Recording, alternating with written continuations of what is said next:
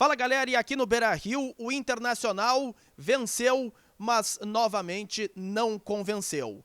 1-0 contra o Aimoré, gol marcado pelo David no primeiro tempo. O bom é que a classificação começa a ficar encaminhada para as semifinais do Campeonato Gaúcho. Só que, mais uma vez, a equipe treinada pelo Alexander Medina não convenceu. E nós vamos agora fazer aqui uma breve análise no canal de Inter 1, Aimoré 0, aqui direto do Beira-Rio. Tudo a partir de agora, aqui no canal. Muito importante você chegar aqui, se inscrever, ativar as notificações, dar aquele like, o joinha bacana para o conteúdo subir e viralizar cada vez mais aqui no YouTube. Lembrando que este vídeo é um patrocínio de X6Bet, melhor banca de apostas do Rio Grande do Sul. A aposta mínima de R$5, premiação máxima que pode chegar até R$20 mil. Não precisa de cadastro e não tem odds bloqueadas, tá certo? Bom, eu começo explicando aí esse público muito baixo que tivemos nesta tarde e noite aqui no Beira-Rio, pela forte chuva, pelo dilúvio que tivemos em Porto Alegre por volta de 4 horas da tarde.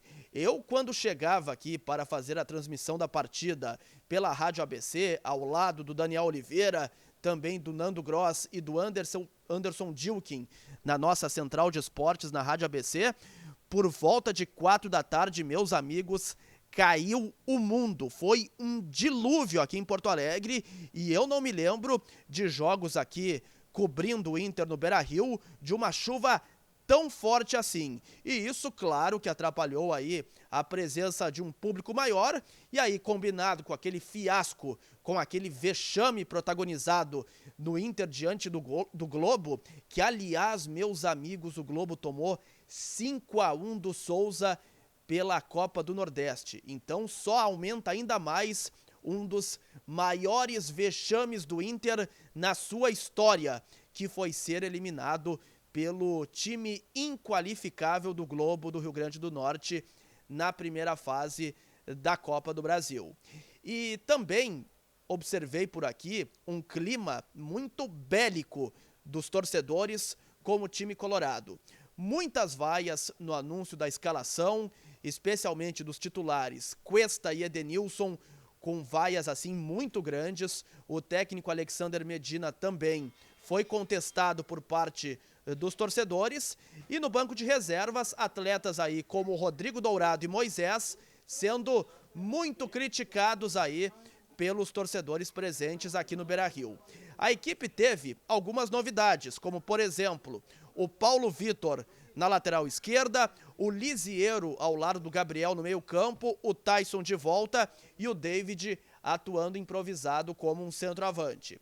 E o primeiro tempo foi mais do mesmo, o Inter repetindo velhos problemas, como a falta de criatividade no meio-campo.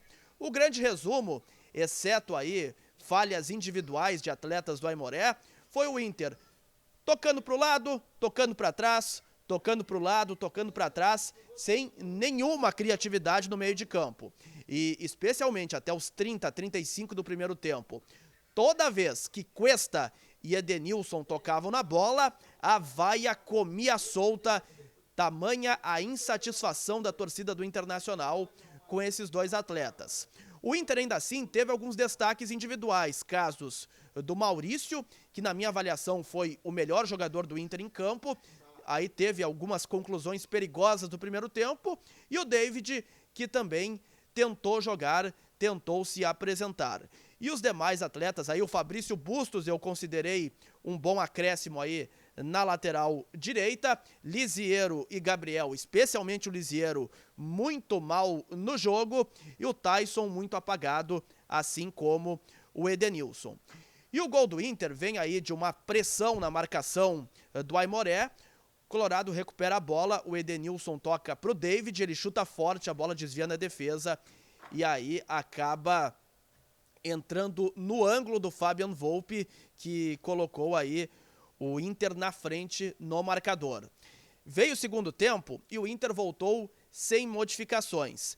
E aos poucos aí o Medina começou a trocar. Veio com 3 trocas de uma vez só. o Moisés no lugar do Paulo Vitor, que aliás o Moisés, quando foi chamado, tomou uma vaia impressionante da torcida aqui no Beira-Rio.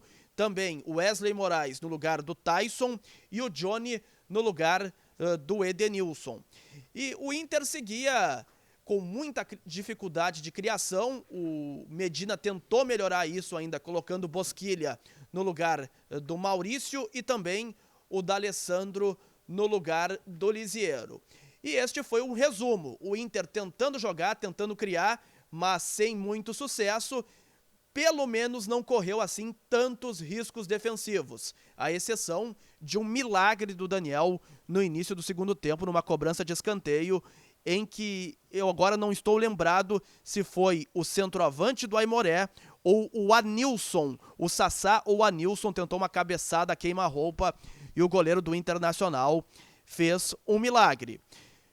O Inter venceu, como eu disse, não convenceu e eu participei há poucos minutos da coletiva do técnico Alexander Medina. Muita projeção no Clássico Grenal da quarta-feira e eu questionei o Medina sobre como é que foi o teor da conversa com o presidente Alessandro Barcelos na sexta-feira. Se a partir de agora lhe foi prometido que mais reforços chegarão e se também ele tem a carta branca para fazer as mudanças adequadas no time do Internacional. E ele me disse que tem aí total autonomia para efetuar as trocas na equipe colorada e também sobre reforços garantiu que o Inter está no mercado, vai contratar. E por isso, novidades aí, não acredito nessa semana, mas daqui a pouco na próxima, daqui 2 semanas, podemos falar assim, contratações podem sim chegar no Internacional. Fiquei com uma impressão de time para o Grenal. Deve ter Daniel no gol, Bustos na direita, até senti um cãibras no final, mas não preocupa. Ainda tenho uma dúvida na zaga entre o Kaique Rocha e o Bruno Mendes, Cuesta e Moisés. No meio de campo, o Gabriel está garantido. Eu penso que o Rodrigo Dourado, por não ter jogado hoje, tem boas chances de iniciar o Clássico. O Edenilson, o Maurício se escalou, Tyson também deve começar e o David atuando como um falso 9, com Wesley Moraes no banco. Eu penso que é por aí que começa a se desenhar a escalação do Inter para o Clássico, 9 da noite, aqui mesmo no Estádio Beira-Rio. Treinamento amanhã pela manhã, 8h45, estaremos lá para fazer a cobertura pela Rádio ABC e qualquer novidade eu vou voltar aqui no canal com maiores informações, tá certo? Lembrando que este vídeo foi um patrocínio de X6Bet, melhor banca de apostas do Rio Grande do Sul. Gostou do vídeo? Dá aquele like, aquele joinha bacana. Grande abraço a todos.